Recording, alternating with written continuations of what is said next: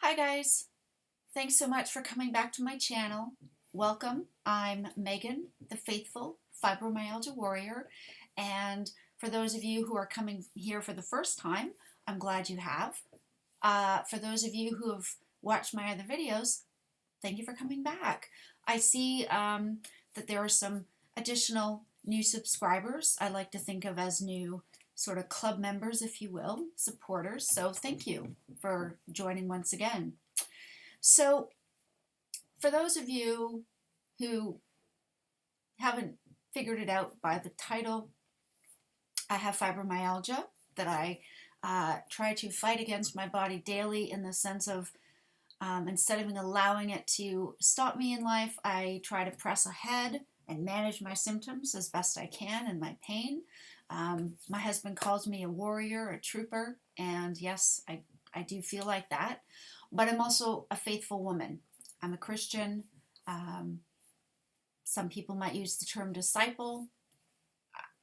It's all the same thing. As a little interesting side note, the disciples of Jesus were not actually called Christians until the book of Acts, long after Jesus had died. Well, I don't mean long as in centuries, but well after he had died and raised to heaven. This was after the church had started with the apostles. So, anyways, whether you want to call me a disciple of Jesus, a faithful disciple, or a faithful Christian, that's me. Same thing. And it has been a while since my last video, about a week, I guess, and a lot's been going on. And as you noticed, the title of this video is called So That Happened. And there's a reason for that. Believe it or not, in spite of the fact that I sometimes ramble on or I get off topic, I spider web, if you will. I start here and I kind of go here and it might end up down here and eventually connect here, right? There's a reason for that. So a couple of nights ago, so Thursday night, right at about this time actually, yep, at pretty much this time, paramedics were at our house and following an EKG on my husband, they determined he was in the process of having a small heart attack and he was taken by ambulance to hospital. Let me just say this very quickly. He is going to be okay. They've got a stent in, whatever was blocking his arteries, it's been cleared. So he is going to be all right, thank goodness. And he will be hopefully home from the hospital tomorrow afternoon. So, for one thing, those of you who may not know, we live in Colchester, England. We've lived in the UK. We came from Canada. We're all Canadian, but we've lived in the UK now almost 12 years, with Colchester being where we currently live. Almost 6 years here in total. Anyhow, the actual closest hospital with a cardiac care specialty unit is an hour away in Basildon. So he's not close by. I'm not able to drive. Let me clarify. At one point we had a combo car, if you will. So it looked like an automatic car, but it had hand paddles if you wanted to convert it over to manual mode. As much as I tried to learn manual, I couldn't, it didn't work in my brain. So I am not able to drive a manual vehicle. But I did drive up until September of 2014 when I had to stop driving because the effects from my pain medication for the spine injury I suffered at that point was affecting my ability to be aware of traffic and movement in a safe way. So I had to, I didn't have any accidents, but I knew it was affecting me, so I had to surrender my license to the DVLA. Okay? So that means even if I knew how to drive a manual car, I couldn't. 2, my license was turned in for medical reasons, so I shouldn't anyways. And C, like how I jump, right? First point, then, yeah, anyways. C, it's a company car, and I'm not insured anyways to drive it. So all of that together meant that when he went in the ambulance so they could treat him right away, I could not go with him.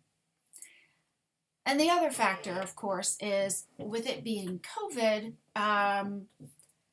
he is allowed only one visitor once a day between the hours of 2 and 3, but each time it must be the same person that visits. And I understand why, because they want to limit exposure and any possible spreading, especially in a hospital environment. So thank goodness we've been video chatting with each other. We've been able to FaceTime, if you will, and just message each other throughout the whole procedure. So even though I couldn't be there to visit him, at least we've been able to keep in touch. We have a friend of ours, he and his wife live in Basildon, and he has been going in to see my husband, well, today and then yesterday. Just, checking up on him, bringing him a few little things just to help him out. And although he's supposed to be getting released tomorrow, for tonight at least, he's in a private room, and he doesn't have to listen to anybody else or their visitors. It's just him, and it's going to be nice and quiet for him to sleep tonight. So he's out of the woods. They expect him to make a full recovery, but he will be on, I'm sure, blood thinners and beta blockers and whatever else they feel he needs to take. So it still feels surreal to me. It will probably not even fully hit me till he gets home tomorrow. The chest pain has eased off, because of course they put a stent in. Luckily the paramedics said, and then I said Thursday evening that yes, they got there in time, which is why the heart attack was considered a small one, not a major one. Thank goodness, right? I had to insist that we call for emergency services, and get it checked out. So thankful for that. God was certainly working in his favor, right? Looking after him. And, some of you might be wondering, oh, well, Megan, does your husband follow a ketogenic diet? Was he eating nothing but bad food for him? Like, what happened? And the truth is, it's probably, who knows, a combination of all things. And I don't know what the doctors have decided for sure was the ultimate cause. There's a history of heart issues with his father and his older brother. So it might have been hereditary and now just happened to be the time where it affected him. Don't know. But they've got the stent in, so he'll be okay. Thank goodness, right? But he said to me, what was it, late Thursday night, early Friday morning, maybe it was Friday afternoon, whatever it was, within the last couple of days, he said, for him it was a wake-up call, that he hadn't been eating as well as he should have been. He'd also been sick for a few weeks, so he hadn't been in the gym recently, and he hadn't been on his bike recently because of that. And he's dealing with major stress from work, lots going on, just a lot of things he's trying to tie up for different customers. So, I'm sure that all plays a part.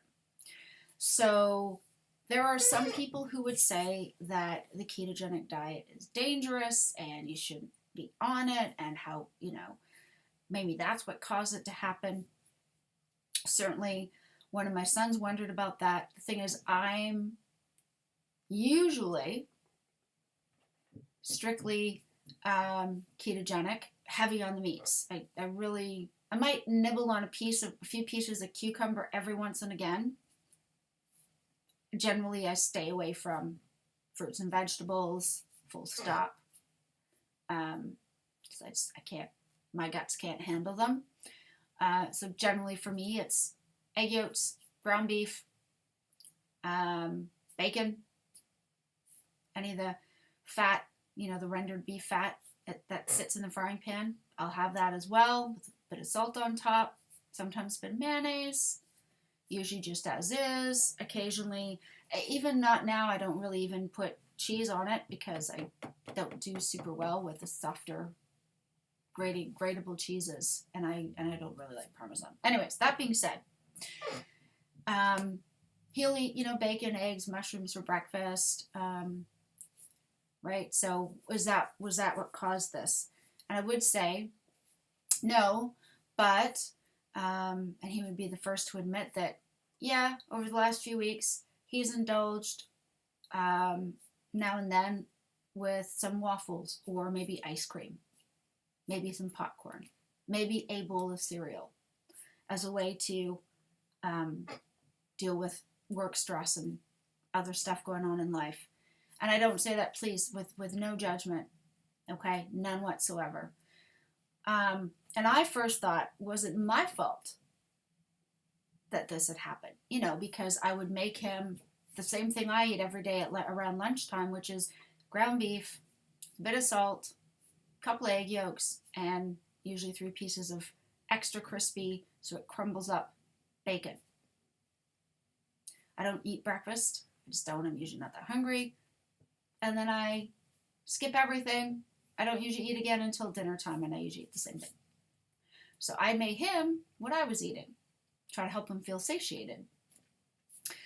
But as I've come to understand and realize and remember, is that the thing is, if you're increasing your saturated fats, even if they're coming from healthy sources of protein, like lamb and poultry and pork and beef, eggs, seafood, fish, right? Even if you are getting them from these good, healthy sources, the thing is, if you're still eating carbs and sugar, then all you're doing is adding fat to what's becoming converted into fat in your body.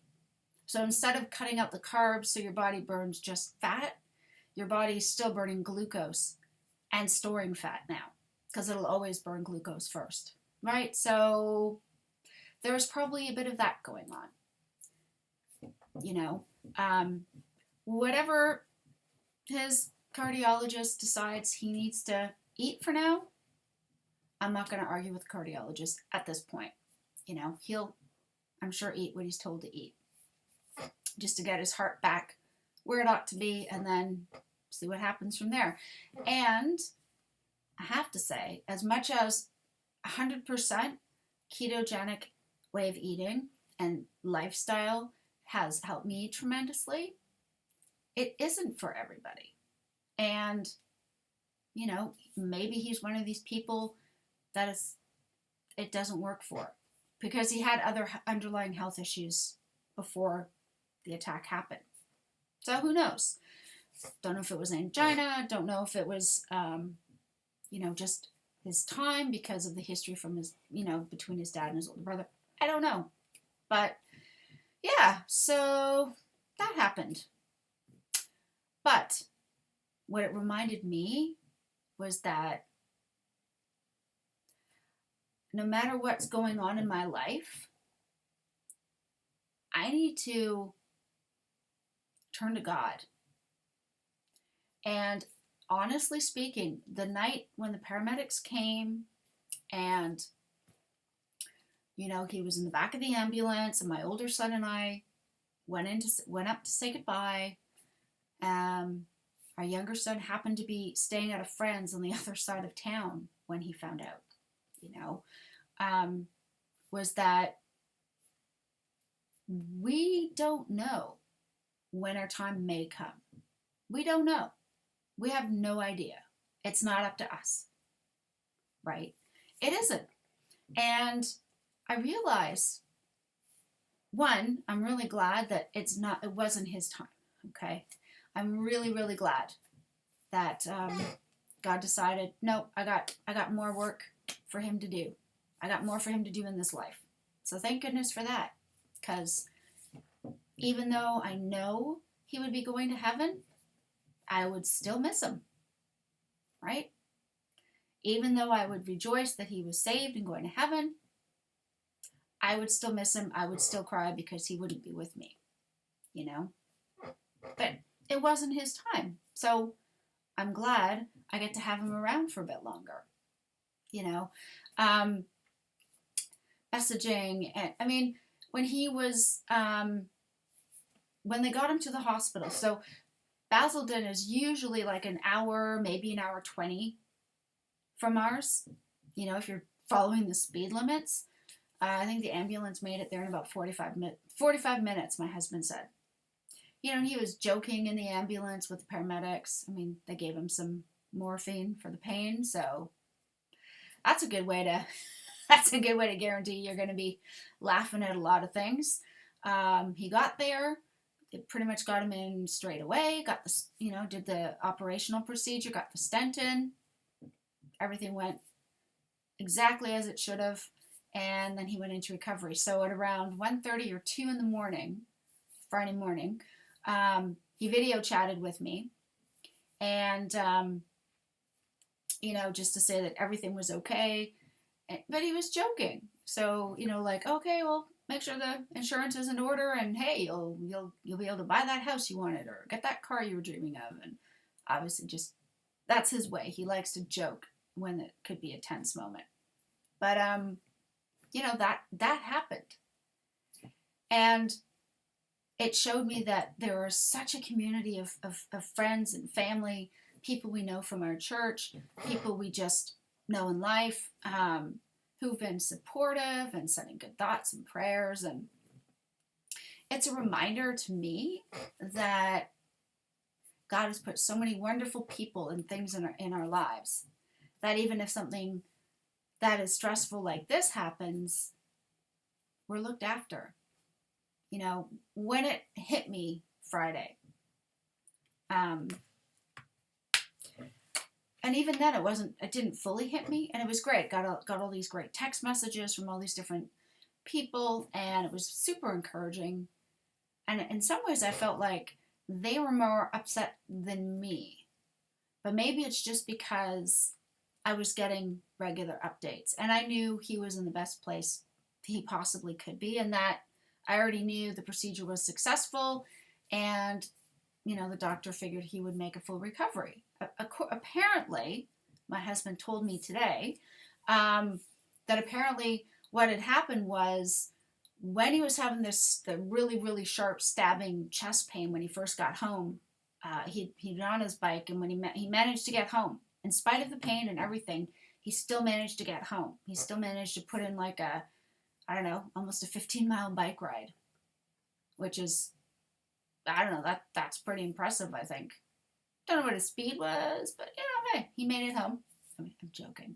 He made it home, and he was in agony. And apparently it was then when the arteries had closed. And he jumped in a hot shower, thought it might help, took some pain relief, some cocodamol, sort of just paracetamol and codeine to help with the pain. And as he felt the pain sort of easing a bit, I believe that, I'm pretty sure that that's where they think the arteries opened up a bit. And thankfully they did, because that's basically what kept him from having a major heart attack and really, really major damage, you know. When my dad had his heart attack 30 years ago, I guess. Yeah, about that, 30 years ago. For him, it was a major heart attack, you know, and he had to go through major surgery. And it's different, though, as the kid than it is being the spouse. So that happened, right? You know, he was in the recovery in the hospital room posting on Facebook about, yeah, hey, having a small heart attack. Not the way I planned on spending my day off. You know, right? Cracking jokes, trying to have a sense of humor, in spite of everything. But for me, I guess I wasn't allowing myself to deal with the reality of he could have died.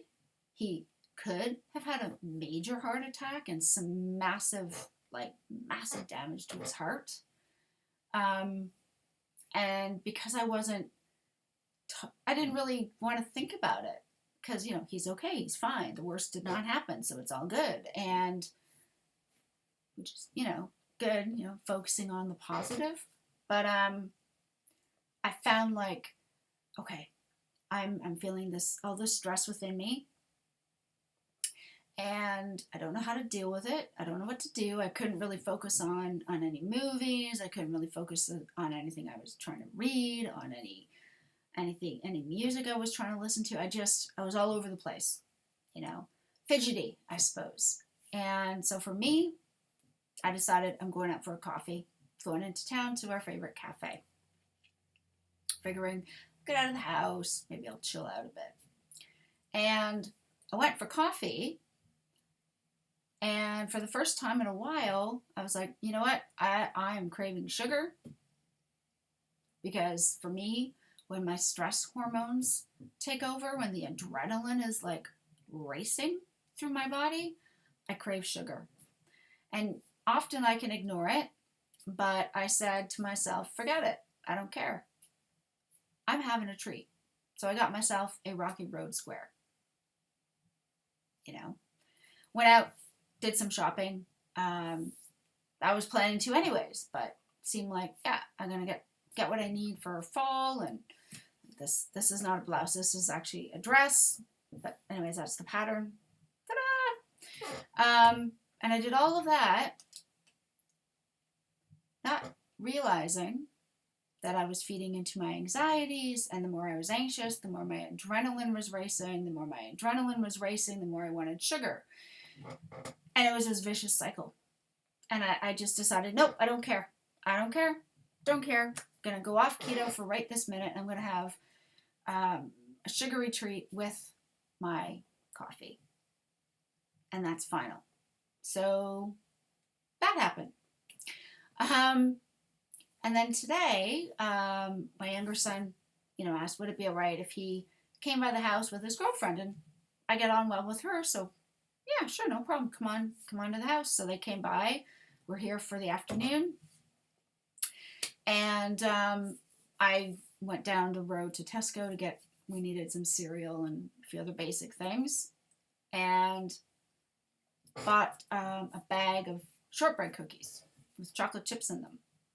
4 of them. I thought, well, for my older son, my younger son, his girlfriend, and my older son could have the extra one, because I wasn't going to eat it, of course.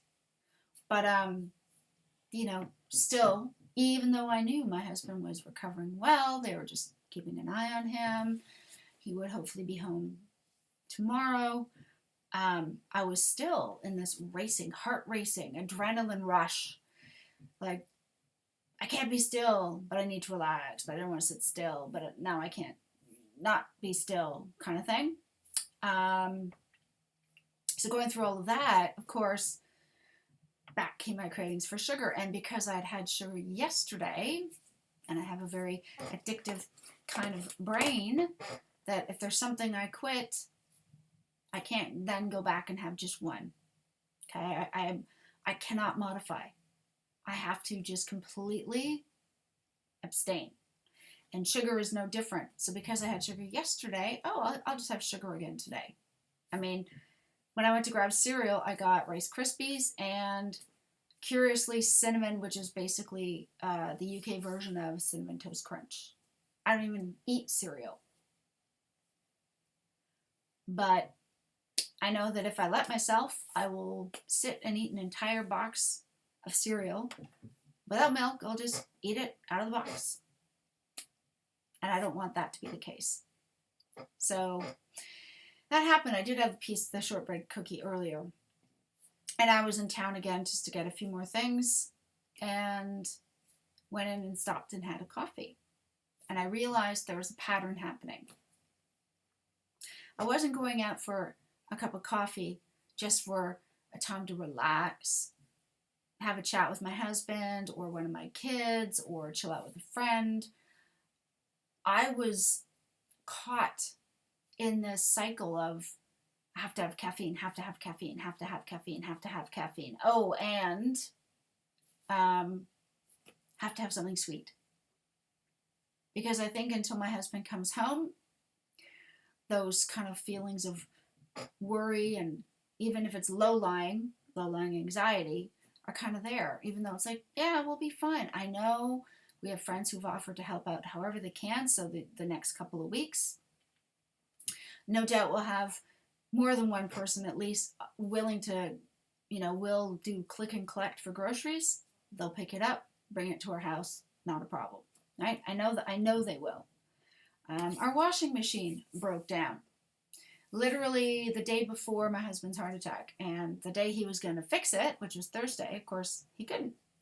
So if we get low on laundry, then I know that there's a friend who, if I asked and said, hey, I've got a bag of laundry, would you mind doing it for me? Because our machine's broken. Yeah, of course. Wouldn't even be an issue, right? Short-term solution. Long-term solution. This has happened a few times, so I'm going to guess we're probably going to have to look at getting ourselves a new washing machine. But anyways, it's whatever, right? So that happened. And I started to think today about a couple of my favorite YouTubers. And one of the things I remember was something from Go Keto with Casey. And she's great. You guys, if you haven't yet, check out her channel. Seriously. Okay? And one of the things she talks about, and I think she's got I think she still has these fridge magnets. And it says, are you coming to the fridge out of hunger or habit? And if you're not hungry, food isn't the solution. And as much as I enjoyed in that moment that piece of Rocky Road and that chocolate chip shortbread cookie, within an hour, and by the way, here's the insanity of it. I know what happens when I have sugar.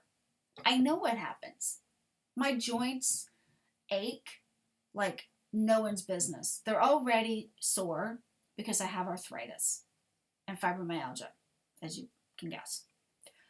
But when I eat sugar, and whether that is actual sugar like from fruit, or sugar that has been refined, or carbs that become sugar in the liver and get stored as fat, it's all the same thing, okay?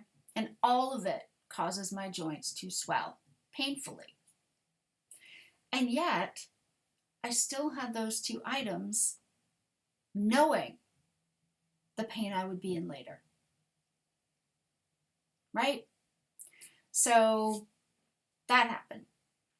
And something else I've had to finally accept, which I don't want to, but I realize I have to do this, is caffeine causes my fibromyalgia, inflammation, and pain to be worse. I already have gut issues. I've got IBS as well, and caffeine makes it even more horrible. I enjoy the taste of coffee, but I realized if I can't give it up, then I need to give it up. Now, and that's something that Carnivore Yogi had talked about at one point. Now, she has a video she put out a while ago on how she gave up coffee, like how she eased into it. And I guess it's been 6 months for her now, and why she probably won't go back. And I keep thinking to myself, well, I don't do anything else. It's my one vice, but it causes me suffering. So why would I keep drinking it? You know? I mean, what is that? What's that saying? The definition of insanity is doing the same thing over and over and expecting a different result. And that's what I do when it comes to drinking regular coffee, when it comes to drinking anything caffeinated, but really it's only ever coffee. When it comes to eating anything that has sugar, whether it's fructose or glucose, doesn't matter. I still get inflammation and pain. And yet I expect the results to be different. That's crazy. So, yeah, that happened. I had to admit to myself that I cannot drink coffee. I'm not gonna just suddenly stop it, because I've tried to do it cold turkey and it is not a good idea. It's way too tempting to go back into it. So I'll ease my way out of regular coffee into decaf, and then eventually probably not even that. Because even decaf has a little bit of caffeine in it. And the more I thought, but I don't want to, but I like it. It tastes good. It can be keto. Doesn't matter. I was coming up with all these reasons why I shouldn't quit coffee, which kind of tells me right there I have an issue with it, right? If it was alcohol, it would be a no-brainer. Yeah, you need to stop, because you can't stop, so you need to find a way to stop. Same thing with, illicit drugs or prescription pill abuse or whatever, anything else that's addictive. And the crazy thing is, I talk about, and it's, food addiction is a thing. Carbs, yes. Sugar, absolutely. And I left out caffeine for myself because I thought, well, it's just a cup or two of coffee a day. And yet over these last few days, 2 and a bit days, I've been drinking way more coffee than I normally would anyways, which is, I usually try to make it 1 or 2. I've been drinking more than that, 3 or 4, which is way too much for me. One of my guts are unhappy with me right now. And at the end of the day, it doesn't calm me. It just made me more stressed out and wired, because that's what caffeine does. It gets you so up that you're jittery, and then you might be awake, but you're not effective in any way. Whether you're trying to be calm and helpful, or drive a car, or solve a problem, whatever it is, you're not thinking straight. So that happened. I had this epiphany, like, oh my goodness, I have to give up coffee because I can't give it up. Which maybe sounds weird to some of you guys, but hey, that happened. So I really just want to say that it's incredibly amazing to me, first of all, that there are some new subscribers in the group, supporters, fans, family members, part of the whole family of those of us with fibromyalgia or other similar conditions. And that's great. Tells me that, hey, maybe what I have to share is helping someone. I mean, I certainly hope so. That's my goal.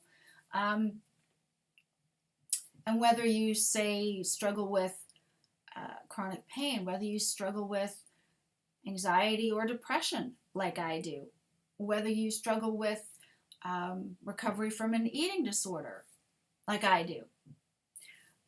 Sorry, what I should say is I have recovery from bulimia after struggling with bulimia for a very long time.